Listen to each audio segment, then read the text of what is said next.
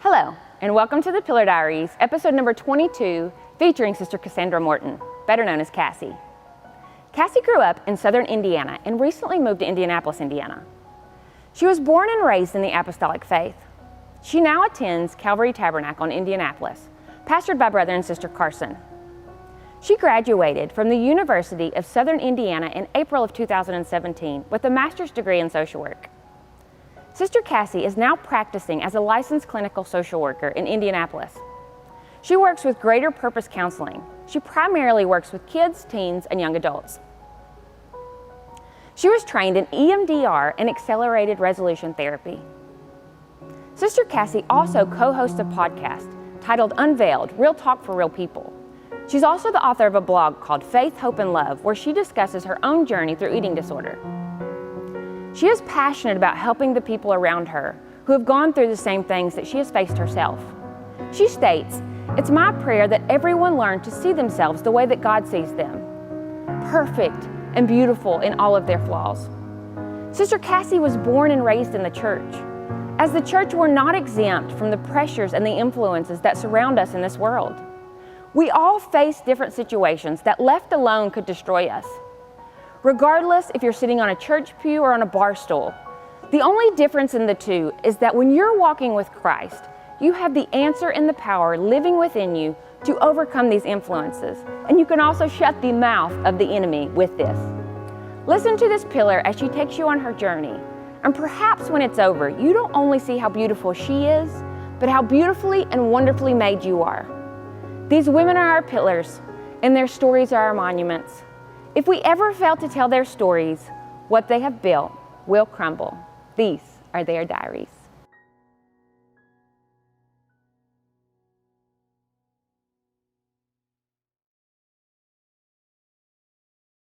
So my name is Cassandra, but I go by Cassie. I was raised in the church. I started out at Jasper United Pentecostal Church in Jasper, Indiana. I attended that church until I was roughly 13 years old. And then I switched to Greater Grace Apostolic Church in Oakland City, Indiana, under Pastor Jason Clark, where I attended from the age of 13 until a few months before my 30th birthday. And then I made the decision to move to Indianapolis to take a new job. And I now attend Calvary Tabernacle under Pastor Joshua Carson.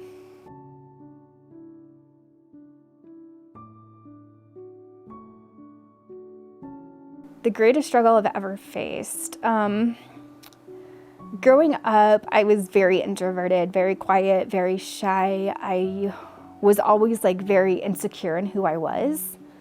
I pushed myself. To me, I pushed myself in school. Anything less than an A was unacceptable. I was the type of person that would study 6 hours for a 10-question quiz. That's how important getting an A was to me. And if I didn't get an A, I would beat myself up, think I was a failure. And that was really hard because all my friends were hanging out with each other on Friday nights and I was home studying, and they were trying to get me out of the books to come spend time with them. Whether it was at someone's house or whether we just went out to Denny's or whatever it was we did. And I pushed myself, through elementary school, through middle school, through high school. And then I got to college, and I feel like I pushed myself even harder in college. I think it was because different people in my life had a different plan for my career than what my plan was. A lot of people pictured me as a doctor or a lawyer. But if you know me really well, then you know I would not have made a good doctor because I do not like the sight of blood. And I would not have made a good lawyer because I am the least confrontational person you will ever meet. I could have passed the classes, but as far as making good doctors and a good lawyer, no, that was not for me. And so I decided to go the path of going into social work and becoming a therapist. And, if you're apostolic, becoming a therapist can be very challenging. Because a lot of times in the church we see mental health is not real. But let me tell you, it is very, very real. We struggle with depression. We struggle with anxiety. And I think a lot of my struggles and a lot of my insecurities came from this idea of like, because we're Christians, we have to be perfect. We have to look perfect. We got to act perfect. We have to dress perfectly. Not a hair in our head can be out of place. And so and I feel like that's why I pushed myself so hard with my grades. And I got out of college and, I gained a lot of weight in college, and my insecurities even followed me out of college. I started questioning, am I going to be a good therapist? Am I going to succeed in this field? Am I going to be able to make a difference? Just all of those insecurities continued to follow me around. And then I started to question my weight, my beauty, I'm not pretty enough, I'm not good enough, because I could no longer push myself with my grades. So I started questioning, am I beautiful enough? I'm not thin enough, I'm not smart enough, I can't do this, I'm never gonna succeed. And I had gained a lot of weight in college, so I decided I was going to get back down to my pre-college weights, right? Who wants to weigh, what they weighed in college? Because you gain weight in college, you just do. You tend to eat a lot while you're studying or whatever. So I started this plan to get back down to my pre-college weight, and it started out in a very healthy, very, very healthy way. I'm trying to think, I exercised, I went on, maybe 2-3 mile walks, cut back how much I was eating at meal times, cut out the countless amount of snacks I would eat throughout the day. I was still eating a healthy amount throughout the day, but enough to where I still felt energized and could still lose weight, get to the weight goal I wanted. And my weight goal was to get to about 120, 125 pounds from almost 200. So I achieved that goal. And it took me close to a year to get to that goal. And I actually maintained it there for a few months at the 120, 125. And then a lot of stressful things started happening in my life, and a lot more of my insecurities started to come crashing back. My family was going through a really hard time. Someone very close to me in my personal life attempted suicide and very nearly died. And I was just under a lot of stress at work. I was under a lot of stress at home. So my way of coping became to exercise. My walks that were 2 and 3 miles turned into 5+ miles a day. And then I started skipping breakfast. And then that came to, I would go to work and skip lunch and go for a walk on my lunch break and walk 2-3+ miles and just not eat lunch anymore. I would go home in the evening from work, walk 5+ miles, and then I would eat dinner. And then that gradually turned into, over the course of just a few weeks, turned into every free minute I got, I was exercising. I wasn't eating dinner anymore. I got to a point where my daily calorie intake just consisted of a simple bowl of oatmeal at night. That was it. That's all I would eat. No other calories would go into my body. And if I did put anything extra into my body, I would have to instantly get up and go exercise it off, because that fear that I would gain weight again. And my fear was to get back to the weight I had been in when I was in college. So I started just excessively exercising. And it got to a point where I was probably walking during every free minute I had, in the mornings, during my lunch breaks, after I got off work. I was probably walking for a total of 20+ miles a day, burning off, around 3,000 calories and not even eating 500 calories a day. So yeah, my weight went down drastically. I think when my weight was at its lowest, I was 93 pounds. At the very lowest, I was at the point where something as simple as making your bed was taking me like 20 to 30 minutes. And making a bed should not take that long, because I would have to stop every few seconds to catch my breath because I didn't weigh anything, so I was losing energy. I would walk up a simple flight of stairs and have to pause halfway through to take a breath.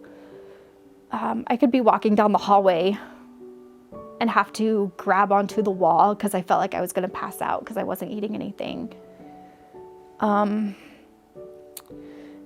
At church, I would have to sit down because standing up during praise and worship took a lot of my energy. So I couldn't stand up.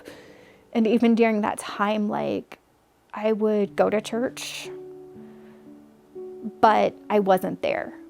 My mind was in another world. I would spend the time at church playing games on my phone. I taught a Sunday school class, but I was just going through the motions of teaching the class. My heart wasn't there. My head wasn't in it. Because all I could think about, that all-consuming thought in my head was, you got to get home to exercise. You got to get home to exercise so you don't gain weight, even though I hadn't eaten anything. We would go to restaurants, after church on Sundays with my parents, and I would order the lowest calorie menu items I could find because I didn't want to eat anything. And I remember during that time, when I was losing all this weight, feeling so alone, so isolated, feeling like no one cared, because if one person cared, why weren't they saying anything to me? Why weren't they talking to me? Why weren't they showing me that they cared? And no one was.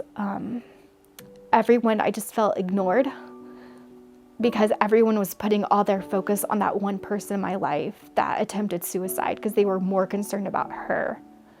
Which I get it, but I'm really struggling too. So it's like, where are people at for me as well? And I remember during that time, we were getting ready for our church's Christmas program. And I think this was all of this started in around the end of around the beginning to middle of 2019. So it was around Christmas 2019. We were getting ready a few weeks away from our church's Christmas program. And I remember I went to talk to my pastor's wife at the time.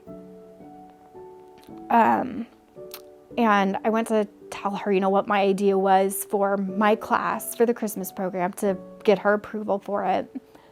And I remember before I could even ask her, she looked at me and she told me, she's like, "You're done losing weight. You need to stop. You've had enough." And I brushed the thought out of my mind because I'm like, who are you to tell me what's going on? But in that moment, though, I felt like someone does care because otherwise she wouldn't have said anything. But I brushed the thought out because I wasn't ready. I wasn't ready to say I needed help. I wasn't ready to start recovery. I wasn't ready to do anything. I wanted to continue. Part of me wanted to continue down the road I was going, and the other part of me didn't. I think it was a lot of fear of getting healthy again, because even though I was miserable where I was also comfortable with where I was. I felt thin, I haven't lost that much weight, but it was starting to get noticeable. So I continued like I was for a few more weeks. Only eating oatmeal, exercising every free moment I had. I would even wake up at 2 and 3 in the morning and exercise because I was terrified I was going to gain weight back in my sleep. So it was to the point too where exercise was taking up my sleep, which is not good because we all need sleep. And then I remember, I will never forget the day. It was New Year's Eve, 2019. I was home by myself that day. At the time, I still lived with my mom and dad, and my sister also lived in the home. I honestly love to say it was a God moment, because living in a house with 3 other adults, it was very rare someone was ever home alone. But that day, my mom was at work. My sister had just left to go to a friend's house. My dad had just left to go do something. So I was home by myself that day. And I was actually getting ready to leave in a couple days for the Indiana Holiday Youth Convention. So I was home, like, spending the day packing. And I remember I had just worked out in the garage, done another one of my intense workouts. And I was getting ready to get in the shower. And I went up to my room, got all my things, went downstairs to the shower. And then I realized I forgot something upstairs in my bedroom. So I turned around to grab my towel off the shelf where I'd put it so I could run back up the stairs and get what I wanted. And as I did, I turned around and I caught a glimpse of myself in the mirror.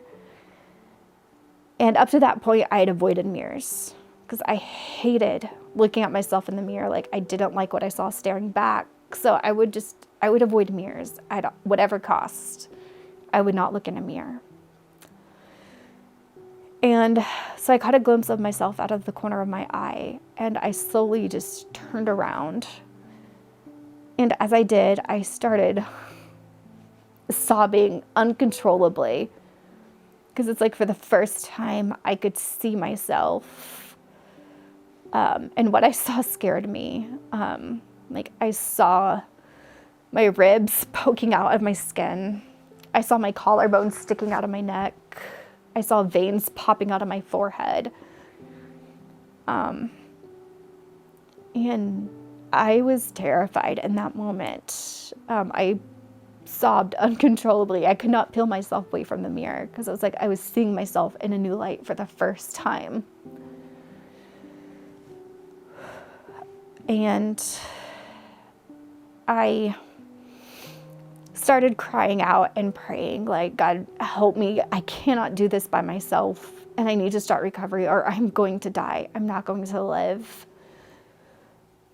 And I remember in that moment, the words my pastor's wife had spoken to me a few weeks prior came running back into my head. And I was like, who do I reach out to? And just her name kept coming up. And I was like, God, please, anyone but her. I don't want to talk to her about this.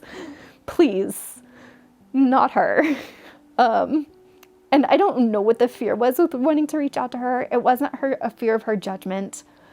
I think it was the fear of, by reaching out to her, I was saying I needed help and I needed to start recovery. And even though I knew it was time, I was terrified to start recovery. I finally pulled myself away from the mirror, finished my shower, bawling my eyes out through the entire shower. I went back upstairs to my bedroom, closed my door because I knew my dad and my mom were going to be home soon and I didn't want them to come home and find me crying uncontrollably. I sat on my bed and I remember I tried to type out, I don't know how many text messages to my pastor's wife. It was a lot. And I never hit send on any of them. And I think, again, it was just that fear. 2 days later, I was at my church in the church van getting ready to head out for Indiana Holiday Youth Convention. And here I am, only weighing 93 pounds, getting ready to head to a conference with a bunch of teens, and I'm chaperoning one of the rooms. And I'm like, okay, these kids are going to notice something is wrong. They're going to notice something is off if they don't already. I need help. And in that moment, I remember it was like someone picked up my phone and put it in my hands. Like, didn't even feel like it was my own hands picking up the phone. It felt like it was someone else's, and typed out the message to my pastor's wife and hit the send button. I think I hit the send button really quickly before I could change my mind again. And I remember she texted me back a few minutes later, and we agreed to meet at Denny's like that next weekend after I got back from the trip. And in that moment, that was whenever I made the decision to start recovery. I think it was January 11th, 2020. So when we think of 2020, we all think of COVID, but I also think of 2020 as the year of like healing for me. it was finally like when I started to see myself, like how God made me, like all my insecurities started to melt away. Like I started to become confident in who I was. I started to be confident in my career choice. I started to become confident in everything about me. And a lot of times in recovery, I clung to the Bible verse, and I still cling to it even to this day. It's in Psalms, for I am fearfully and wonderfully made. Like, so anytime I'm struggling or anytime my thoughts come back into my head that like, I'm not good enough, I'm not pretty enough, I'm not thin enough, that thought comes back into my head because God created me exactly how he wanted me to be. He gave me the look that he gave me. And yeah, I'm, 3 years in recovery, this January. And I'm not going to lie and say it's been an easy road because it hasn't. There were many days, especially in early recovery, where I was ready to scream, ready to give up, ready to throw in the towel, especially each week as I saw the number on the scale go back up. Like I would freak out. Even if it went up just by 1 pound, it freaked me out. Or even if it went up just by half a pound, it would freak me out. And it took me almost a year to regain all the weight back that I had lost. Because I couldn't, I had to do it slowly. I had to do recovery the way I needed to do it without further damaging like my self-esteem. And I just had to build up to it gradually. And I remember the day my weight got back to where my doctor wanted to see it in the healthy range. And I remember that morning, like I cried my eyes out because I think it was some relief that the fight to get back to my healthy weight was over. But I also think it was some like, what I had is gone. I didn't feel thin. I didn't feel beautiful like at that weight. But I know it was where I needed to be. And I know it's where I need to be considered healthy. And I remember later on that day, I texted my pastor's wife. I was like, hey, do you have time to call me today? Because I needed to talk to her. And she was like, yeah, I'll call you here in a few hours. And she did. And, she celebrated with me. She cried with me. She reassured me that it was going to be okay, that this is where I needed to be. And from that day since, like recovery, it's been challenging. There are still days, while most days, are good, there are still days where I have to wake up and pray. I can make the healthy decisions my body needs, the decisions to eat, the decisions to not over-exercise, because I love exercising, and it can be good for you when it's done healthy. It's a great stress relief, but you have to do it in a healthy way. And because, during my eating disorder, my one behavior was exercise addiction, I have to be very careful when I exercise now. Like I have to set limits on my phone or on my watch and just be careful. And if I recognize I'm starting to go over, I have to just make myself stop, or I have to talk to someone about it. Like, hey, I had this urge to exercise for 1 hour today, and I know that's not healthy for me. And I just have to process through it. Like what had happened that day that made me want to exercise. So that's kind of my story. So early in recovery, I decided I was just going to do recovery on my own. I didn't, I just reached out to my pastor's wife. I talked to her, I called her, I texted her as I needed to. One of the big pieces that helped me was during that same year I started recovery, I actually made the choice to move out on my own for the first time. So I was kind of away from, a lot of stressors, a lot of things that I feel like hindered my recovery. I was, and I moved in the middle of COVID, and I was doing recovery in the middle of the COVID pandemic. And that was not an easy feat because everyone was at home. They called it pandemic pounds. So it was really hard and challenging to try to continue to do recovery at a good pace that was healthy for me while still being home 24/7. So I just talked to my pastor's wife at first. And then at one point, I did decide to reach out to an apostolic therapist, and I think it's okay to see a therapist. I'm a therapist. I think it's okay to see a therapist.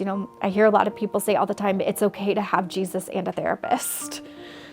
And so I finally decided to reach out to a therapist because I was at a point in my recovery where I felt like if I did not see a therapist, I was going to relapse, and all the work that I had done to get back to my healthy weights would be undone. And I knew I couldn't get back there because I knew if I did, I would probably die.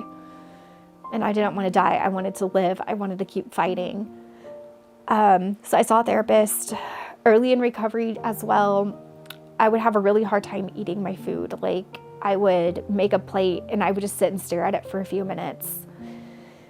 And then I would finally have to push my plate away for minutes, and I would make a mental list in my mind of all the reasons why it's important to eat. I'd make a list in my mind of like, hey, I need to eat to stay healthy. I need to eat for this reason. I need to eat for that reason. God says I need to eat. And that really helped. After I made that mental list in my mind, I was able to bring my plate back to myself and finish eating it. Even if I couldn't go back and get a second plate, at least I ate what I had put on my first plate. And that was what was important to me. And, even whenever, so I also grew up where in a house where it's you eat everything on your plate. You don't throw any of the food away. You have to eat everything on your plate before you can get up from the table. So during my recovery, I also learned that, hey, it's okay to not eat everything on your plate. It's okay if you go to a restaurant and they give you a huge portion of food to ask for a to-go box and take it home. So yeah, it's okay to get a therapist. In fact, I always say it's good for everyone to see a therapist at least one time in their life, because whether we recognize it or not, we all have some kind of trauma we're dealing with, just something we're dealing with that we've never healed from. So I think, I encourage everyone to see a therapist. I prayed, and I know my eating disorder is not completely gone, but I know I went through this for a reason.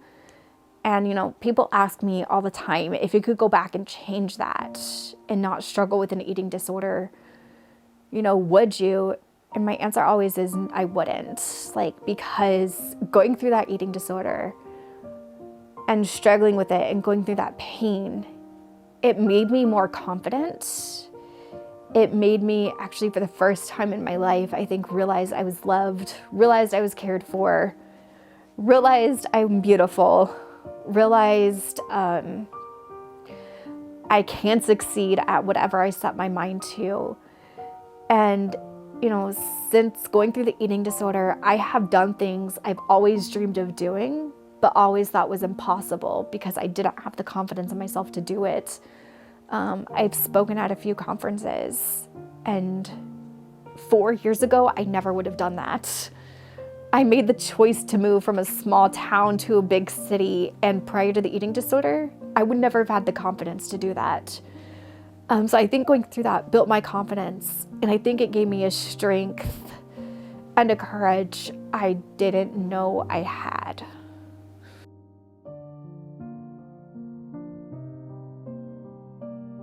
I would say it would be walking in a confidence because you live for God, you have faith, and you know God is real. And I feel like when you live for God, you can be confident in who you are and who you belong to, because we all belong to God. We are all children of God. We are all fearfully and wonderfully made by Him. And I think when we can believe that, I think we have a confidence that we are all of these amazing things, and we can do anything we set our minds to with God at our side, and as long as it's within His will.